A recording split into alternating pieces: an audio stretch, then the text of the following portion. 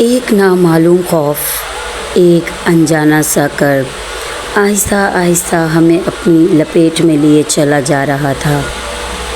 3 دوست اورنگزیب، سکندر اور ہمدانی جس قصبے میں رہتے تھے وہ 30 برس پرانا تھا۔ اس کے متعلق یہ سنا جا رہا تھا کہ اس قصبے میں ایک محل تھا جسے ایک راجہ ہندو دلجیت سنگھ نے بنوایا تھا۔ وہ ہر سال سردیوں کے موسم میں اپنی لاتعداد مہارانیاں، لاتعداد بیٹے بیٹیاں اور سینکڑوں سپاہیوں کے ساتھ اس محل میں آ جاتا تھا۔ وہ سردیوں کے مہینے اس میں گزارتا تھا۔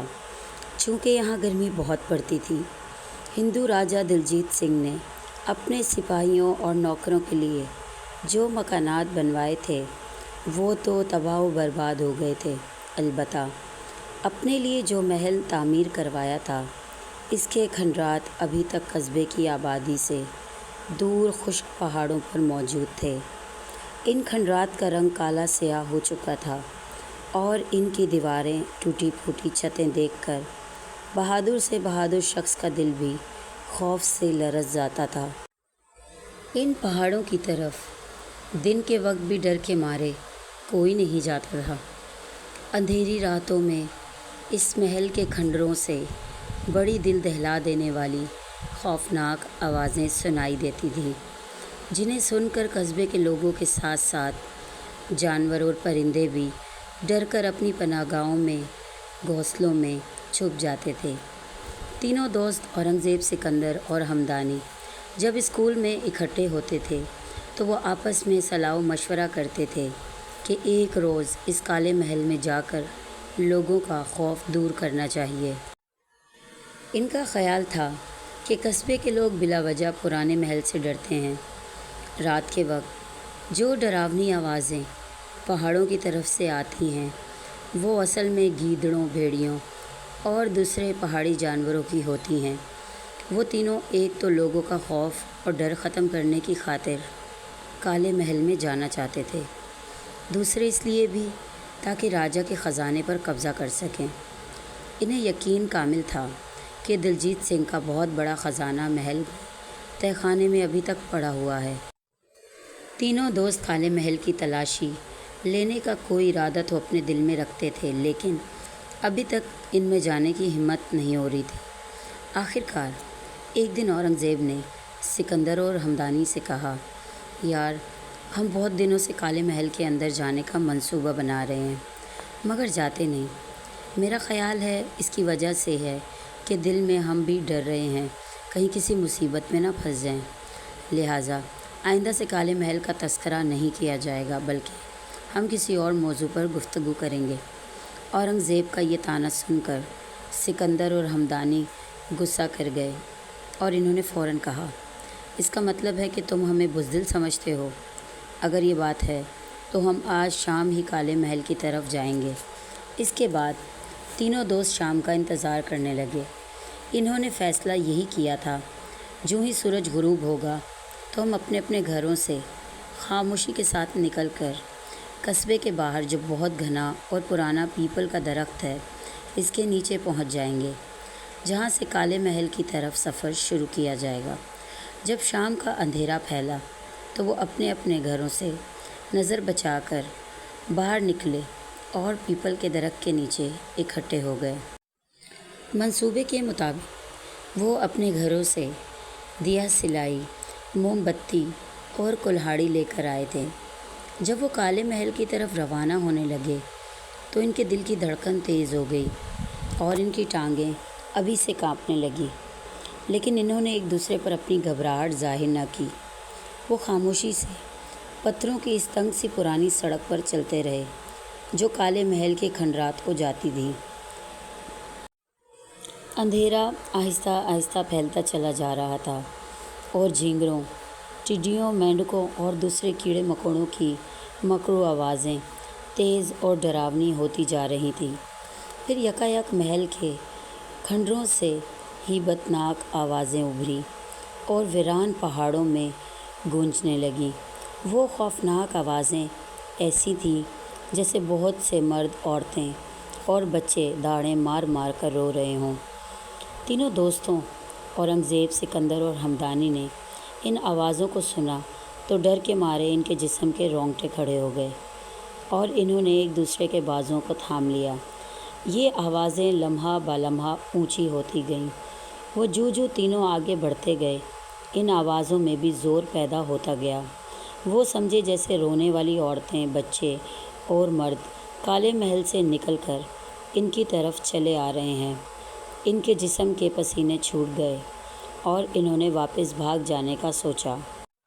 خوف کے مارے انہوں نے ایک دوسرے کے بازوؤں کو تھام لیا اور لمبے لمبے سانس لینے لگے۔ اس وقت اندھیرا بہت پھیل گیا تھا اور بنجر پہاڑ ایسے لگ رہے تھے جیسے بڑے بڑے دیو بیٹھے ہوں اور وہ کھا جانے والی نظروں سے انہیں دیکھ رہے ہوں۔ یہ لرزہ خیز لمحات ان کی جان نکال رہے تھے۔ اچانک محل کے کھنڈرات میں سے انہوں نے آگ کے سرخ پیلے شعلے اٹھتے دیکھے۔ وہ شعلے کبھی روتی ہوئی عورتوں کے ہجوم بن جاتے اور کبھی چیختے چلاتے بچوں کی بھیڑ بن جاتے اور کبھی گلا پھاڑ پھاڑ کر چلاتے مردوں کا مجمع بن جاتے۔ ان ہولناک اور شکلیں بدلتے شعلوں کو دیکھ کر اورنگزیب، سکندر اور ہمدانی کی رہی سہی ہمت بھی جواب دے گئی۔ انہوں نے سوچا، لوگ ٹھیک ہی کہتے تھے کہ اس کالے محل پر بدروؤں کا قبضہ ہے۔ ہم خواہ مخواہ ادھر خزانے کی لالچ میں آ نکلے ہیں، اب کیا کریں؟ تینوں نے اس بے وقوفی پر اپنے آپ کو کوسا اور قدم روک لیے تاکہ واپس بھاگ جائیں کہ اچانک ان آگ کے شعلوں میں سے بچوں، عورتوں اور مردوں کے ڈھانچے نکل کر ان کی طرف بڑھنے لگے۔ یہ بھیانک منظر دیکھ کر تینوں دوستوں کی چیخیں نکل گئیں۔ وہ یکدم پیچھے مڑ کر بھاگنے لگے۔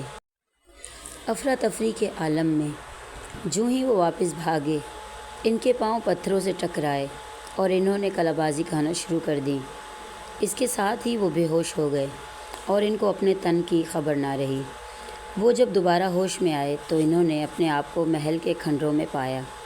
وہ ایک دوسرے کے قریب قریب لیٹے ہوئے تھے، ایک دوسرے کو چھو کر۔ پہلے تو خوف سے ان کی چیخیں نکل گئیں، پھر انہوں نے ایک دوسرے کو پہچان لیا اور اٹھ کر بیٹھ گئے۔ محل کے کھنڈروں میں اندھیرا اس قدر گہرا تھا کہ انہیں اپنا ہاتھ بھی دکھائی نہیں دے رہا تھا۔ انہوں نے بیٹھ کر ایک دوسرے سے سرگوشی میں پوچھا، یار ہمیں یہاں کون لایا ہے؟ ہم تو باہر پہاڑوں میں گرے تھے۔ سکندر نے سہمے ہوئے لہجے میں کہا، ضرور ہمیں چڑیلیں اٹھا کر یہاں لائی ہیں اور اب وہ ہمیں کھا جائیں گی۔ ہمدانی نے رونے والی آواز نکال کر کہا، بھوت ہمیں یہاں لائے ہیں، انہوں نے ضرور ہمارا گوشت کھانا ہوگا۔ اورنگزیب نے کانپتی ہوئی آواز میں کہا، میرا خیال ہے بدروئیں ہمیں محل کے اندر لے کر آئی ہیں، وہ اب ہمیں زندہ نہیں چھوڑیں گی۔ ہم نے یہاں تک آ کر بہت بڑی غلطی کی ہے۔ ایک تو ہم قصبے والوں کا بھلا کرنے کے لیے اپنے گھروں سے نکلے تھے اور پھر ہمیں راجہ کے خزانے کا بھی لالچ تھا۔ کوئی بات نہیں، اللہ عز و جل نے چاہا تو فکر کرنے کی کوئی بات نہیں، وہ ہمارے ساتھ ہے، ہمیں ہمت نہیں ہارنی چاہیے۔ وہ یہ خسر پسر کر ہی رہے تھے کہ ہڈیوں کا ایک ڈھانچہ اچانک زمین میں سے نکلا اور ان کے قریب سے گزر کر ایک زوردار چیخ مار کر غائب ہو گیا۔ اس ڈھانچے سے ڈر کر وہ اپنی جگہ سے اچھلے اور جدھر منہ اٹھا اندھیرے میں ہی بھاگ جانے لگے۔ بھاگتے بھاگتے سکندر کا پاؤں ایک بڑے پتھر سے ٹکرایا اور وہ بہت اوپر کی طرف اچھلا۔ پھر اس سے پہلے کہ وہ دوبارہ زمین پر گرتا، ہڈیوں کے ایک ڈھانچے نے بازو پھیلا کر اسے اپنی باہوں پر سنبھال لیا۔ یہ دیکھ کر سکندر کی رگوں میں خون خشک ہو گیا اور وہ وہیں بے ہوش ہو گیا۔ دوسری طرف اورنگزیب جوں ہی اندھا دھند بھاگا، اس کی ٹکر بھی ایک ہڈیوں کے ڈھانچے سے ہوئی اور اسے بھی اس ڈھانچے نے اپنے بازوؤں میں کھینچ کر بے ہوش کر دیا۔ ہمدانی کے ساتھ بھی یہی ہوا، اسے بھی ایک ہڈیوں کے ڈھانچے نے قبضے میں لے کر بے ہوش کر دیا۔ یوں تینوں دوست پھر سے بے ہوش ہو گئے۔ اب کی بار وہ جب ہوش میں آئے تو وہ ایک تنگ و تاریک تہہ خانے میں پڑے ہوئے تھے۔ وہ تہہ خانہ ایک ناقابل برداشت بدبو سے بھرا ہوا تھا، ایسی بدبو جیسے گوشت کے گل سڑ جانے سے پیدا ہوتی ہے۔ اس مرتبہ بھی وہ تینوں ایک ساتھ ہی لیٹے ہوئے تھے۔ انہوں نے ہوش میں آ کر ایک دوسرے کو ٹٹولا اور بولنے کی کوشش کی، لیکن خوف کی شدت سے ان کی آواز حلق سے نہ نکلی۔ ان کے ہاتھ پاؤں پھول گئے۔ انہیں پتہ نہیں چل رہا تھا کہ وہ اس وقت کس جگہ پر موجود ہیں، اور یہ بدبو جس سے دماغ پھٹ رہا ہے کس شے کی ہے۔ اسی لمحے تہہ خانے کی تاریکی میں ایک مشعل روشن ہو گئی اور وہ تہہ خانے میں ادھر ادھر خود بخود گردش کرنے لگی۔ اورنگزیب، سکندر اور ہمدانی نے مشعل کو تہہ خانے میں گھومتے ہوئے جو دیکھا تو ان کی سانس خشک ہو گئی۔ مشعل کی روشنی میں انہیں تہہ خانے کا فرش نظر آیا۔ فرش پر ہڈیوں کے ڈھانچوں کا ڈھیر لگا ہوا تھا۔ ان ڈھانچوں کے ساتھ موٹے موٹے چیونٹے چمٹے ہوئے تھے۔ ان کے علاوہ انہیں فرش پر بچھو اور سانپ رینگتے ہوئے دکھائی دیے۔ یہ ہولناک منظر دیکھ کر ان کی سٹی گم ہو گئی۔ کاٹو تو بدن میں لہو نہیں، وہ اٹھ کر بھاگنے لگے، مگر ان کی ٹانگوں میں جان ہی نہ رہی۔ انہیں ایسا محسوس ہو رہا تھا جیسے آنکھوں کے علاوہ ان کے بدن کے باقی اعضاء پر فالج کر گیا ہے۔ وہ پھٹی پھٹی آنکھوں سے اس بھیانک منظر کو دیکھ رہے تھے کہ ایک شیش ناگ پھنکارتا ہوا ان کی طرف بڑھا۔ وہ اس زہریلے ناگ کو اپنی جانب آتا دیکھ کر شدت غم سے رو پڑے۔ قریب تھا کہ وہ ناگ انہیں ڈس لیتا کہ ایک ڈھانچہ اچھل کر کھڑا ہو گیا اور اس نے ناگ کی گردن پر پاؤں رکھ کر اسے مار دیا۔ اس کے بعد وہ ڈھانچہ پھر تہہ خانے کی فرش پر دھڑام سے گر گیا۔ تینوں دوست ڈھانچے کی اس حرکت پر حیران رہ گئے۔ وہ سوچنے لگے کہ ڈھانچے نے انہیں زہریلے ناگ سے کیوں بچایا ہے؟ کیا بدروئیں ہمیں ڈرا ڈرا کر مارنا چاہتی ہیں؟ ابھی وہ یہی سوچ رہے تھے کہ ان ڈھانچوں نے زور زور سے رونا شروع کر دیا۔ ان کے رونے کی آواز ایسی تھی جیسے وہ اکثر اپنے گھروں میں کالے محل کی طرف سے آتی سنتے تھے۔ ڈھانچے اتنی زور سے بین کر رہے تھے کہ اورنگزیب، سکندر اور ہمدانی کے کان شدت سے درد کرنے لگے۔ انہوں نے مشعل کی روشنی میں بھاگ نکلنے کا راستہ تلاش کرنا شروع کر دیا۔ راستہ انہیں اپنے دائیں ہاتھ دکھائی دیا۔ تنگ سیڑھیاں تھیں جو اوپر کی جانب جا رہی تھیں۔ اس سے انہیں پتہ چل گیا کہ وہ محل کے تہہ خانے میں پڑے ہوئے تھے۔ پھر وہ دل ہی دل میں رب العزت کو یاد کرنے لگے۔ اس سے یہ ہوا کہ ان کے مردہ حوصلے پھر سے زندہ ہو گئے۔ انہوں نے محسوس کیا کہ ان کے سن جسم میں دوبارہ طاقت پیدا ہو گئی ہے۔ یقین کرنے کے لیے انہوں نے اپنے ہاتھوں اور پیروں کی انگلیوں کو ہلا کر دیکھا تو وہ ہل پڑی۔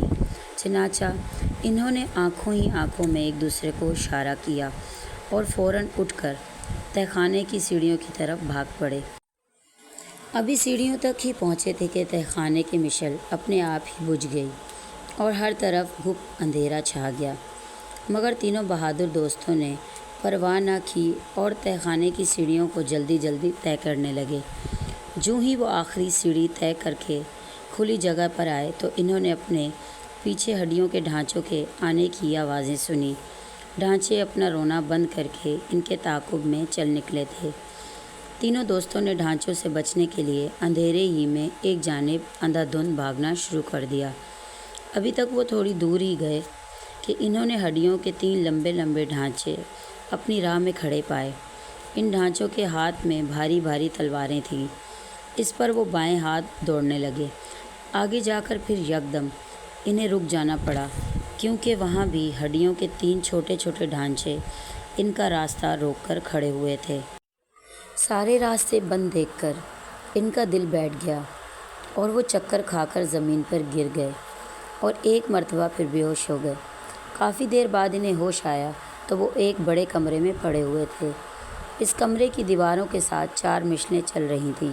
انہوں نے مشلوں کی مدھم روشنی میں اپنی آنکھیں کھولی تو یہ دیکھ کر ان کی روح تک کانپ اٹھی کہ ان کے سامنے ایک اونچے چبوترے پر ایک ایسا ڈھانچہ کھڑا تھا جس کی ایک ٹانگ، ایک بازو اور آدھے چہرے کا گوشت اور کھال بالکل سلامت تھی۔ اس ڈھانچے نے ان کو مخاطب کر کے کہا، بچوں، ہم بہت برسوں سے انسانوں کو اپنی طرف متوجہ کرنے کے لیے روز رات کو زور زور سے روتے تھے، لیکن کوئی انسان ادھر نہیں آتا تھا۔ تم بہادر بچوں کا بہت بہت شکریہ کہ تم ادھر آئے ہو۔ چنانچہ میں تمہارے سپرد ایک کام کرتا ہوں، وہ کرو تاکہ ہماری روحوں کو سکون مل جائے۔ تم اب پوچھو گے کہ میں کون ہوں، تو سنو۔ मेरा नाम राजा रंजीत सिंह है। ये महल मैंने ही तामीर करवाया था। ये हड्डियों के ढांचे जिन्हें तुमने महल के अंदर जगह जगह देखा है, मेरे पहरेदारों के, ग़ुलामों और बीवी बच्चों के थे। दिन के वक्त क्योंकि इलाके में धूप बहुत पड़ती है, इसलिए सारे ढांचे बेहोश पड़े रहते हैं, मगर रात के अंधेरे में ये उठ जाते हैं और तकलीफ़ की वजह से रोने लगते हैं। मुझसे इनका रोना धोना नहीं देखा जा सकता, क्योंकि इनकी जो हालत हुई है वो मेरी ही वजह से हुई है। मैंने एक बुज़ुर्ग इंसान की शान में एक गुस्ताखी की थी, जिसकी बद्दुआ से इस महल में आग लग गई थी और हम सब इसमें जल गए थे। हुआ ये था कि एक दिन एक बुज़ुर्ग मुसलमान मेरे दरवाज़े पर आया और ये कहने लगा, मैं बहुत प्यासा हूँ, बहुत दूर से सफ़र करके आ रहा हूँ, मेरी प्यास बुझा दो, अल्लाह ताला भला करेगा। मैंने अपने मुलाजिमों को हुक्म दिया कि इस बुज़ुर्ग इंसान को शरबत पिलाओ ताकि इसकी प्यास बुझ जाए। मुलाजिम इसको शरबत पिलाने लगे तो इसकी प्यास बढ़ती ही चली गई, यहाँ तक कि मेरे महल का सारा शरबत इसने पी डाला। फिर भी वो यही कहता रहा कि मेरी प्यास अभी बाकी है। इस पर मुझे बहुत गुस्सा आया और मैंने इसे दरबार में तलब करके डांटा कि तुम्हारी प्यास क्यों नहीं बुझ रही। मेरे सवाल के जवाब में इसने गुस्ताख लहजे में कहा, राजा दिलजीत सिंह, तुम्हारी भी प्यास नहीं बुझ रही, तुम भी तो मालो दौलत इकट्ठी करते ही जा रहे हो। बुज़ुर्ग इंसान का जवाब सुनकर मेरे तन बदन में आग लग गई और मैंने इस बुज़ुर्ग इंसान को महल के अंदर कुएं में फेंक दिया। वो बुज़ुर्ग इंसान जो ही कुएं में गिरा, महल में अचानक आग भड़क उठी, जिसने हर शय को जलाकर राख कर दिया। वो दिन और आज का दिन हम सब इस बुज़ुर्ग इंसान की बद्दुआ की वजह से बहुत अज़ियत में मुब्तला हैं। हर तीसरे दिन यहाँ आग भड़क उठती है और हम सब इसमें जलने लगते हैं। तुम मेहरबानी करके महल के पुराने कुएं में से इस बुज़ुर्ग इंसान की लाश निकाल कर बड़ी इज़्ज़त के साथ दफन कर दो। मुझे उम्मीद है कि इसके बाद हमारा अज़ाब ख़त्म हो जाएगा। ये कहकर राजा दिलजीत सिंह गायब हो गया। औरंगज़ेब, सिकंदर और हमदानी ने ख़ुद को इस जगह मौजूद पाया जहाँ वो सबसे पहले गिरकर बेहोश हुए थे। इसका मतलब ये था कि ये सब कुछ इन्होंने ख्वाब में देखा था। इस वक्त सुबह हो रही थी। वो तमाम रात बेहोश पड़े रहे थे। दिन निकला तो वो निडर होकर काले महल में गए और वहाँ इन्होंने बुज़ुर्ग इंसान का ढांचा रस्सी की मदद से कुएं में से निकाल कर एक अच्छी जगह पर बड़े एहतराम के साथ दफन कर दिया। इसके बाद काले महल में से पैदा होने वाली डरावनी आवाज़ें सुनाई देना हमेशा के लिए बंद हो गईं। दोस्तों, अगर आपको ये कहानी पसंद आई हो तो हमारे चैनल को ज़रूर सब्सक्राइब करें और कमेंट बॉक्स में अपनी राय देना ना भूलें। मिलते हैं अगली कहानी में, तब तक के लिए अल्लाह हाफ़िज़।